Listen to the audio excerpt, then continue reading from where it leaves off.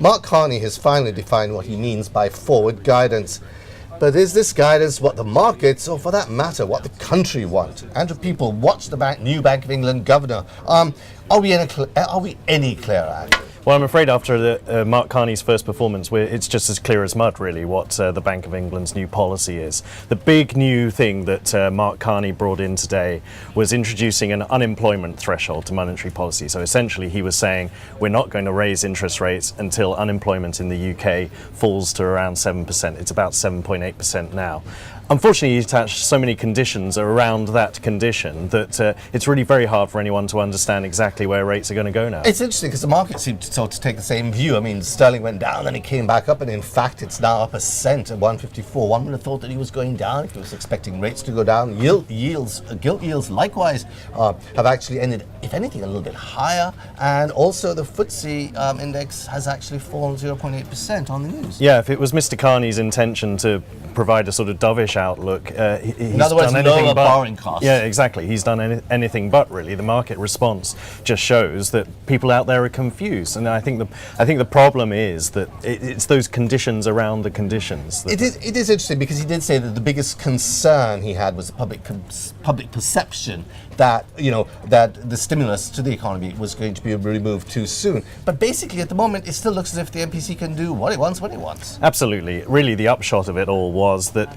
essentially the MPC will react to economic circumstances, as it has always done. I think a real question now, though, is how committed they are to that 2% inflation target. One of the conditions that was put around the unemployment threshold was that they would stick to that only if inflation stays below 2.5%. Is that the new inflation target? What are we supposed to glean from that? I mean, it is interesting, though, because it is similar to what the Fed has been doing in terms of forward guidance. They have been using unemployment, this 7%, but he's already said that we don't really expect the level of unemployment to get down to that level until the third quarter, I think, of 2016. That's right. That's absolutely right. I think central banks are entering dangerous territory here, and Mr. Carney has joined them here.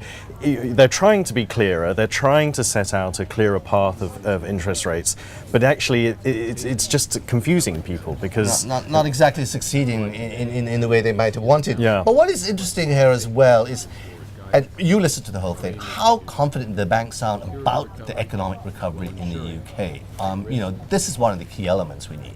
Well, it was interesting. Mr. Carney, who's a Canadian, obviously, he's come in, first foreigner to run the Bank of England. He started off the press conference with quite an upbeat statement that the UK's recovery was underway. But he did still point out that the economy remains a lot weaker than it did pre the financial crisis, that we're in for a long slog here. And I think that's partly why they've introduced the unemployment threshold. So really, there was a mixed message there too. The recovery has started, but we're still quite a way behind the 8 ball here. Finally, as well, Andrew, I mean, one of the fears here is that we could be starting another housing boom. Any comments from the bank or Mr. Carney on this? Any implications there that they intend to take some steps to stop that happening? Well, he did again state, which has previously been the bank's policy, that they don't target asset prices. But it was very interesting that they were asked about the government's support for the housing market, the Help to Buy scheme. The Bank of England's economists seemed to suggest that they weren't worried about that they didn't seem to think it would add to house price inflation. So it seems that, I think house prices are going to come under the broader aim on financial stability, which again is one of these conditions that they're placing around their rate targets.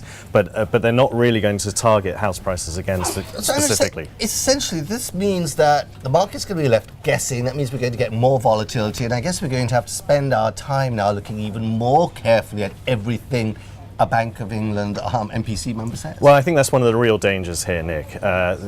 Exactly that point about volatility. Because there are too many conditions here, because there are too many parameters that are now being looked at around monetary policy. As you say, every time one of the 9 members of the Monetary Policy Committee gets up to make a speech, we're going to be watching very closely what they say about each different parameter. I think it's just added more to the confusion around UK monetary policy. Andrew, thank you.